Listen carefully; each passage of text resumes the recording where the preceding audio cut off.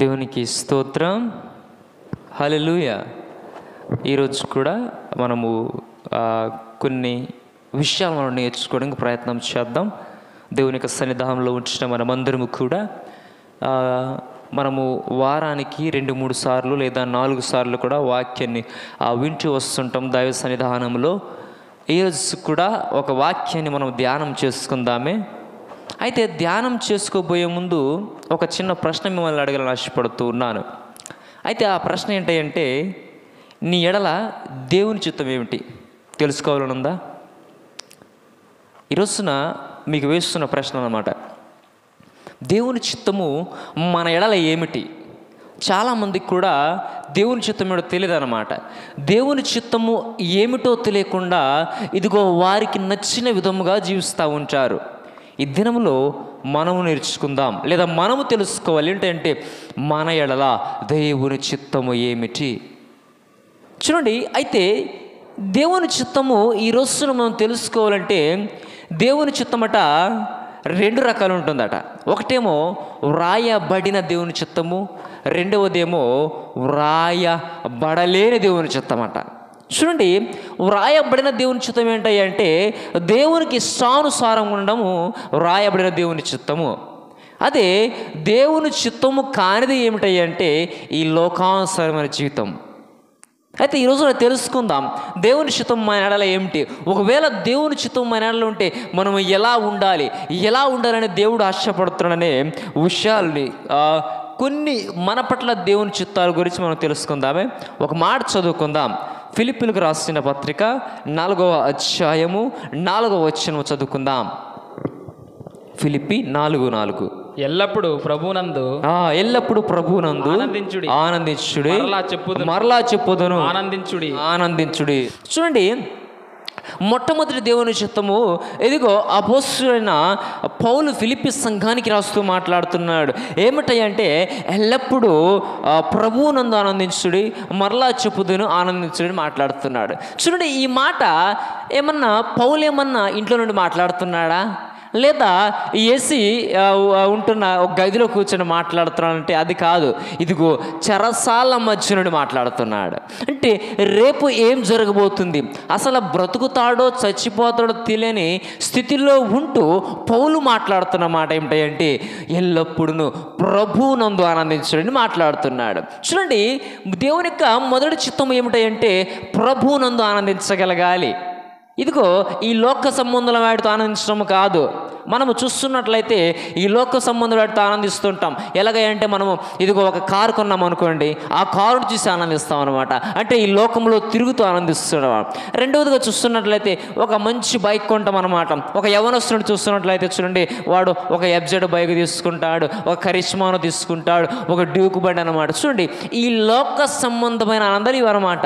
చూడండి, అవి చూసినప్పుడు నుండి ఎంతో ఆనందిస్తున్నాడు వాడి పట్ల.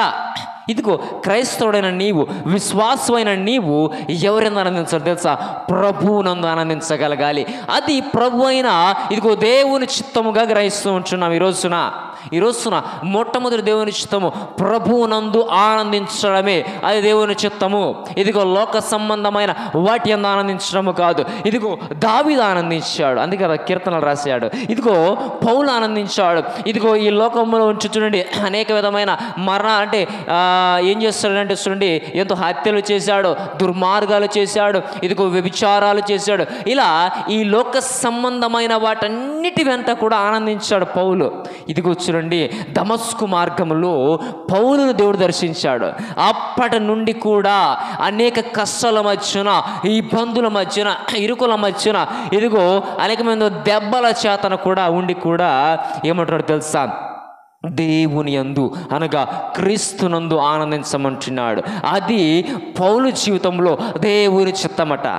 చూడండి, అంత మారి దేవునితో ఆనందించే పౌలు చూడండి ఏం మాట్లాడుతున్నాడు అంటే, నేను ప్రభువును ఆనందిస్తున్నాను, అది దేవుని చిత్తమని మాట్లాడుతున్నాడు. ఈ దినములో చూడు, నీవు నేను కూడా జ్ఞాపకం ఉంచాలి. ఇదిగో పౌలు అని ఆనందించగలగాలి. ఎవరితో తెలుసా? దేవుని యందు ఆనందించగలగాలి. ఈ లోక సంబంధం వాటితో కాదు. ఇదిగో పెద్ద పెద్ద బంగ్లాలు కడుతూ ఉంటున్నావు, నీ ఆనందము చూడు ఆ ఇంటి మధ్యన ఉంటా ఉంది. ఇదిగో ఈ లోకంలో నీవు అనేక విధమైన ఆస్తి అంతస్తులు సంపాదిస్తూ ఉంచి ఉన్నావు. నీవు వాటి యందు ఆనందిస్తున్నావేమో, చాలా జాగ్రత్త. ఈ లోకంలో వాటి యందు నీవు ఆనందించినట్లయితే అది దేవుని చిత్తము కానే కాదు. అది నీ చిత్తము, వ్రాయబడలేని చిత్తము. కానీ దేవుడు వ్రాయబడిన చిత్తం ఏంటంటే ఎల్లప్పుడూ ప్రభువునందు ఆనందించగలగాలి. ఎల్లప్పుడు అంటే నీ కష్టం వచ్చినప్పుడు, నీకు బాధ వచ్చినప్పుడు, ఇలా అనేక విధంగా ఉన్నప్పుడు, అంతేగాని ఏదో సంతోషంలో ఉన్నప్పుడు కాదు. చాలామంది కూడా బాగా పంట పండింది అనుకోండి, దేవుని యందు వచ్చేసి సాక్షి చెప్తుంటారన్నమాట.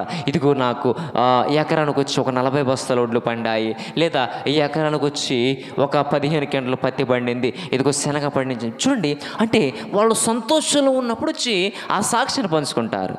ఇదిగో నీవు అలా కాదు. రోగం వచ్చిందా, కష్టం వచ్చిందా, ఇదిగో బాధ వచ్చిందా, ఈ లోకము నిన్ను వెల్లవేసేటట్టు చేసిందా, అప్పుడు కూడా నీవు ప్రభువునందు ఆనందించాలి. ఎలాగంటే ఇదిగో కష్టములో బాధల్లో ఉన్నప్పుడు పౌలు అనిపించాడే, ఇదిగో కష్టంలో బాధల్లో ఉన్నప్పుడు ఇదిగో దావీదు అనిపించాడే. ఇదిగో ఆ యొక్క ఐగుప్తులో ఉంటున్న ఇశ్రాయేలు జనాంగము చూడు, మోషేకు లోబడకుండా వ్యతిరేకంగా ఉన్నప్పుడు కూడా మోషే దేవుని యందు ఆనందించగలిగాడు. ఈ దినములో నీవు ఆనందిస్తున్నావా? నువ్వు ప్రశ్న వేసుకోవాలన్నమాట. నీవు దేవునిలో ఆనందిస్తున్నావా?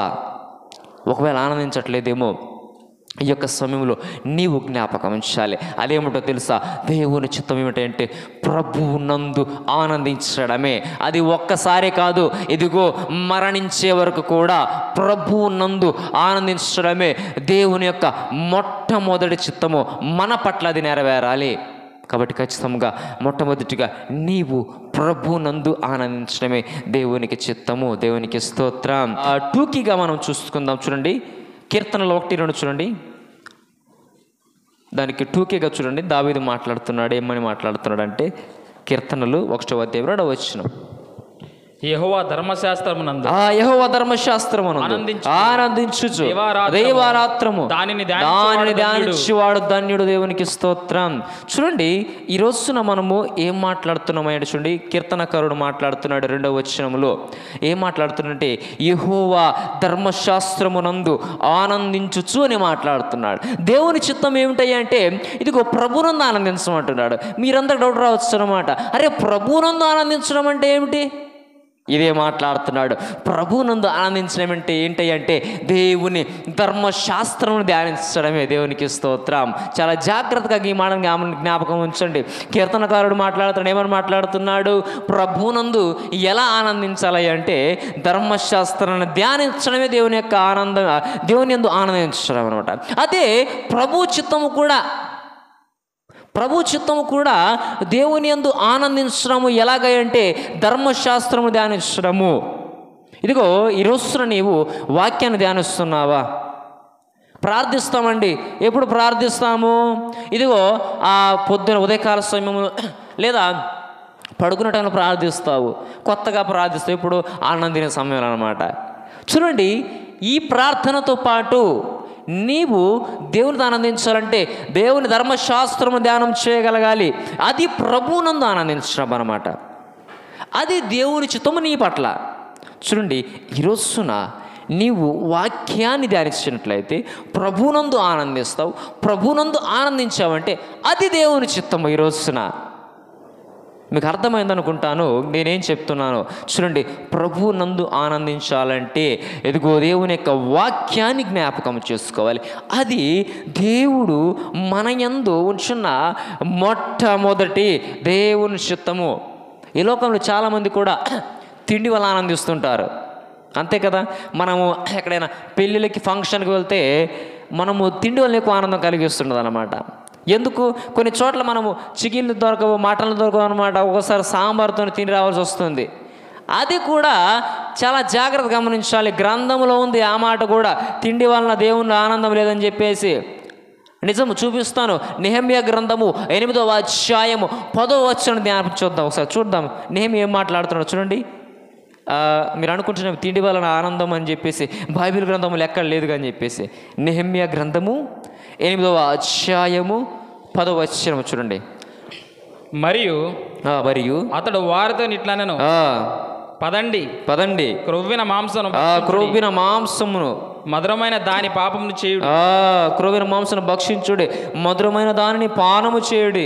ఇది వరకు తమ కొరకు ఏమీ సిద్ధము చేసుకొనని వారికి పంతులు పంపించుడి.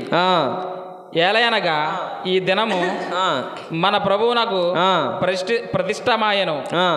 మీరు దుఃఖపడుకుడి, యెహోవా యందు ఆనందించుట వలన మీరు బలము పొందుదురు. చాలండి చాలు.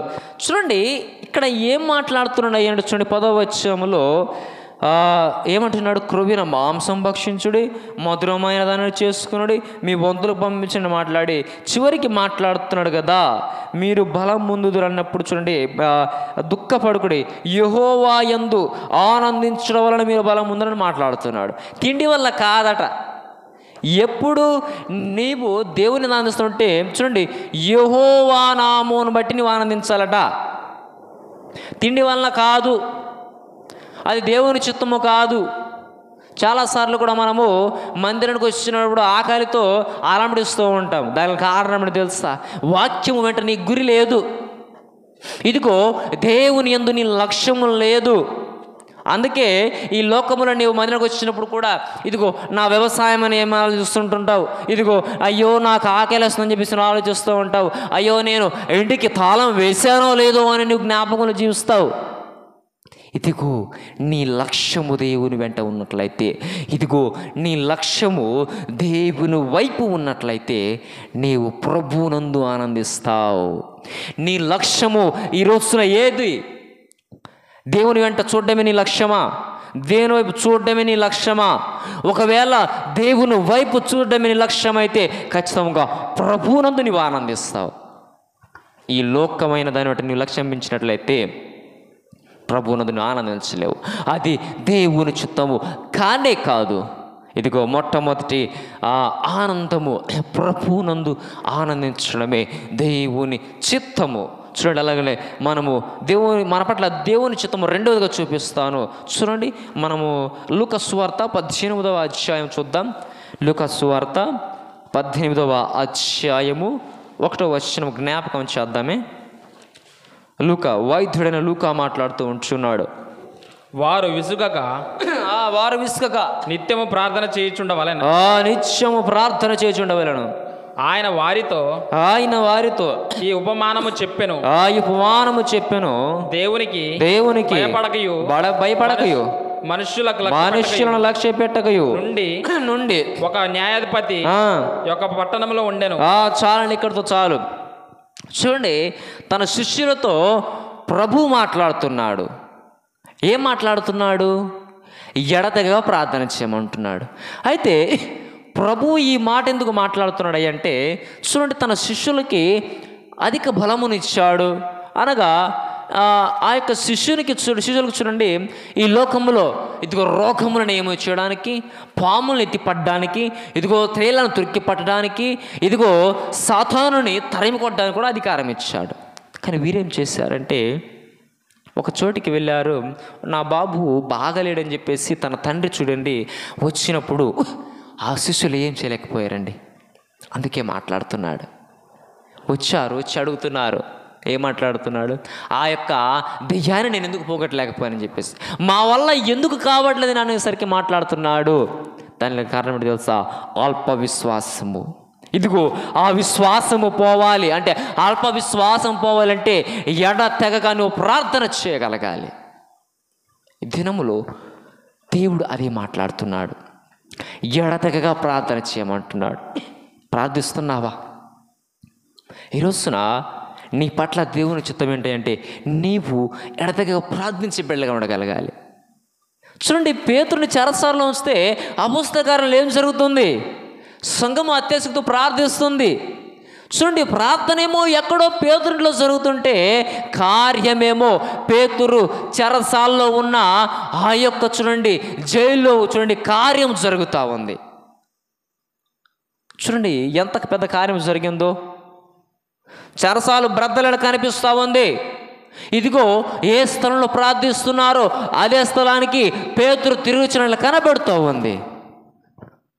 చూడండి వాళ్ళ జీవితంలో కార్యము జరిగింది. దానికి గల కారణం ఏంటో తెలుసా?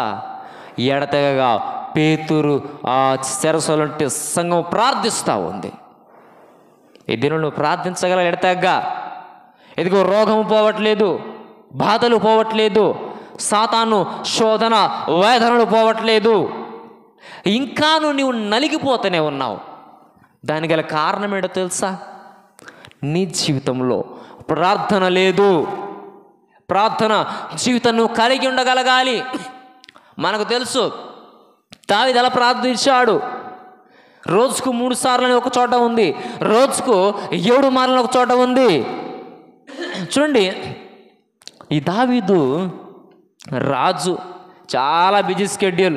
మనలా కాదండి, మనలా కాదు. ఎప్పుడు ప్రశాంతంగా 8 గంటల లేచి ప్రశాంతంగా పనికి వెళ్ళి 5 గంటలు ఇంటికి చేరుకొని తినేసి టీవీ ముందు కూర్చోవడం కాదు. అంత ఫ్రీ గేమ్ లేడు దావీదు. ఇదిగో ఆ యొక్క దేశాన్ని పాలిస్తున్నాడు, సామ్రాజ్యాన్ని పాలిస్తున్న దావీదు చూడండి ప్రార్థించే సమయాన్ని కేటాయించగలిగాడు. అందుకే దావీదుకి అనుక్షణం కూడా దేవుడు తోడున్నాడు. ఈరోజు నువ్వు ప్రార్థిస్తున్నావా? చూడండి దానిలో మనం చూస్తున్నట్లయితే ఎంత గొప్ప పాడోకి తెలుసా? ప్రార్థన చేయొద్దు, చేస్తే ఒకవేళ నువ్వు పొరపాటున ప్రార్థన చేస్తే ఇదిగో నీకు మరణం తప్పదని చెప్పేసి బెదిరించినా సరే తన గృహంలో చూడండి చక్కగా ప్రార్థన చేశాడు. ఇదిగో అందుకే ఆ ప్రార్థన వల్లనే సింహాల బోన్లో వేసిన ఆ సింహాలు చూడండి దావీదును ముట్టలేదు. ఇదిగో షడ్రకు మెస్సకు అబేద్ దగ్గర మీరు చూసినట్లయితే ఇదిగో ఆ యొక్క తయారు చేసిన విగ్రహమును చూడండి మొక్కమంటున్నాడు. మొక్కకపోతే ఏం చేస్తానన్నాడు? నెబుకద్నెజరు రాజు ఏమంటూ చేస్తున్నాడు? ఇదిగో ఖచ్చితంగా చంపేస్తానంటాడు అనమాట. భయపడలే.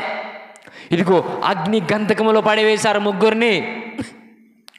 ఆ యొక్క పడేసిన తర్వాత చూడండి మనము దానియేలు గ్రంథం ధ్యానిస్తున్నప్పుడు దేవుని యొక్క దూత వారితో తోడుగా ఉంది. ఇదిగో ఆ యొక్క డ్రెస్సుకు చూడండి కొంచెం పొగ చూరలేదు, కనీసం కాలేదు. ఎందుకో తెలుసా? వారు ఎడతెగ ప్రార్థిస్తున్నారు దేవుని. కాబట్టి దానియేలుని కాపాడాడు దేవుడు. ఇదిగో షడ్రకు మెషకు అబేద్నెగోను కాపాడాడు దేవుడు. నిన్ను కాపాడలేడా? కాపాడతాడు. ఎప్పుడు? ఎడతెగగా ప్రార్థించిన తర్వాతే. అది దేవుని చిత్తము. ఇశ్రాయేలు జనాంగము చూడండి ఇదిగో 40 సంవత్సరములు అరణ్యములు నడిచినా సరే వారు చెప్పులు కొంచెం కూడా అరగలేదట. వారి బట్టలు చూడండి నీటుగా ఉన్నాయని మాట్లాడుతున్నారు. దానికి గల కారణం ఏంటో తెలుసా? మోషే ప్రార్థన. ఈ దినంలో నువ్వు ప్రార్థించాలి. నీకోసం ఇదిగో సేవకుడు కూడా ప్రార్థిస్తాడు. నీవు కూడా ప్రార్థనలో ఉండాలి. అది ఏడున్న ప్రార్థన అంటే ఎడతెగగా ప్రార్థన చేయగలగాలి. అలా ప్రార్థిస్తే ఇదిగో నీ కుటుంబంలో సాతానుడు చొరబడడు. అలా ప్రార్థించినట్లయితే దేవాది దేవుడు నీకు సహాయముగా ఉంటాడు. నీవు ఖచ్చితంగా ప్రార్థన చేయగలగాలి. అది ఎలాంటి ప్రార్థన? ఎడతెగగా విశ్వాసము కలిగి ప్రార్థన చేయాలి. యాకోబు ఉన్నాడండి, ఆదికాండంలో ఏం చేశాడు? ఇదిగో దేవదూత కాలు పట్టుకున్నాడు. తనకి పేరు మార్చేంత వరకు కూడా చూడండి పెనుగులాడుతున్నాడు. ఇదిగో నీవు ఇక నుండి యాకోబు కావద్దు ఇశ్రాయేలు అనే వరకు కూడా పెనుగులాడాడు. ఈ దినములో నీవు దేవునితో పెనుగులాడుతున్నావా? దేవునితో పెనుగులాడడం ఏంటి అంటే ఎడతెగగా ప్రార్థన చేయడమే. మొదటిగా మాట్లాడుతున్నాడు, ప్రభునందు ఆనందించమంటున్నాడు. ఎలా ఆనందించాలి? దేవుని యొక్క వాక్యాన్ని ధ్యానం చేయడం ప్రభునందు ఆనందించడము, అది దేవుని చిత్తము. రెండవదిగా ఎడతెగగా ప్రార్థించడమే దేవుని చిత్తము. చూడండి టూకీగా ఒక మాట చూపిస్తాను. 2వ రాజులు 20వ అధ్యాయము తీద్దామా? 2వ రాజుల గ్రంథము 20వ అధ్యాయము చూడండి 1వ వచనం ధ్యానం చేద్దామే. ఆ దినములలో హిజ్కియాకు మరణకరమైన రోగము కలుగగా చదవండి. ఆమోజు కుమారుడును ప్రవక్తనైన ఏషియా అతని యొద్దకు వచ్చి, నీవు మరణముచున్నావు, బ్రతకవు గనుక నీవు నీ ఇల్లు చక్కబెట్టుకోమని యెహోవా సెలవిచ్చుడని చెప్పగా. చాలు చూడండి, చాలా జాగ్రత్తగా చూడండి. హిజ్కియాని మీరు జ్ఞాపకం చేసుకోండి. హిజ్కియా చూడండి చనిపోతున్న స్థితి అన్నమాట. అయితే ముందుగానే ఉత్తరం పంపాడు. ఎవరితో అంటే చూడండి, యెషయా ప్రవక్త పంపాడు. యెషయా వెళ్ళేసి మాట్లాడుతున్నాడు కదా, అయ్యా హిజ్కియా, నీవు త్వరలోనే చనిపోతున్నావు అని చెప్పగానే భయం వేసింది. చూడండి, భయం వేసి ఏం చేస్తున్నాడు, గోడకాడు తిరిగి దేవునితో మనవి చేస్తున్నాడు అనమాట. మనవంటి ప్రార్థన చేస్తున్నాడు. నేను నీ సన్నిధానములో ఎలా ఉన్నా నీకు తెలియదా అంటున్నాడు. చూడండి, వెంటనే ఈ ప్రార్థనకు విని దేవుడు చూడండి ఇంకా 15 సంవత్సరములు ఆయుష్కాలం ఇచ్చాడు. మీరు ఇంటికి వెళ్ళి చదవండి, 20వ అధ్యాయము మొదటి వచనం చదువుకొని రండి, మీకు కనిపిస్తూ ఉంటుంది. దానికి కారణం ఏంటో తెలుసా? ప్రార్థన. గోడ తట్టు తిరిగి ప్రార్థిస్తున్నాడు. దేవునితో మాట్లాడడం అంటే ప్రార్థించడమే. మనం అనుకుంటామేమో, అరే మాట్లాడుతున్నాడు కదా ప్రార్థన ఏమని చెప్పేసి. దేవునితో ముఖాముఖి మాట్లాడడం ప్రార్థన. అది హిజ్కియా చేస్తున్నాడు. ఆ హిజ్కియా అటువైపు తిరిగి చూడండి చక్కగా మాట్లాడుతున్నాడు. ఏం మాట్లాడుతున్నాడు చూడండి, నేను యథార్థుడనై సత్యముతో నీ సన్నిధిని ఎలా ఉన్నా నీకు తెలియదా అంటున్నాడు. చూడండి, ధైర్యంగా మాట్లాడుతున్నాడు. నీకు కూడా ఇదిగో మరణం అవుతున్నావేమో, మరణకరమైన రోగంలో నీవు ఉన్నావేమో, చాలా జాగ్రత్త. నీవు దేవుణ్ణి ఇదిగో డైరెక్ట్గా అడగాలంటే నీవేం చేయాలి? ప్రార్థన జీవితం కలిగి ఉండగలగాలి. ఇదిగో హిజ్కియా ప్రార్థన జీవితం కలిగి ఉన్నాడు కాబట్టి 15 సంవత్సరాల ఆయుష్కాలం ఇచ్చాడు. నీకు కూడా అలా ఉంటుంది. గొప్ప కార్యం జరగాలంటే ఇదిగో నీవు ఎలా ఉండాలి? ఈ ప్రార్థన జీవితం కలిగి ఉండాలి. రెండవదిగా దేవుని చిత్తం ఏంటంటే ప్రార్థనా జీవితాన్ని కలిగి ఉండడము, లేదా ఎడతెగగా ప్రార్థించడమే దేవుడు నీ పట్ల కలిగిన చిత్తము. చూడండి, అలానే ఇంకొక మాట చూద్దామే. మొదటి తెస్సలోనికల పత్రికలు తీద్దాం, 5:16. మొదటిది తెస్సలోనిక సంఘానికి రాస్తూ వచ్చి ఉన్నాడు. మొదటి తెస్సలోనికలు 5వ అధ్యాయము 16వ వచనం ధ్యానం చేద్దాం. 5:16. ప్రతి విషయమునందున కృతజ్ఞతాస్తుతులు చెల్లించుడి.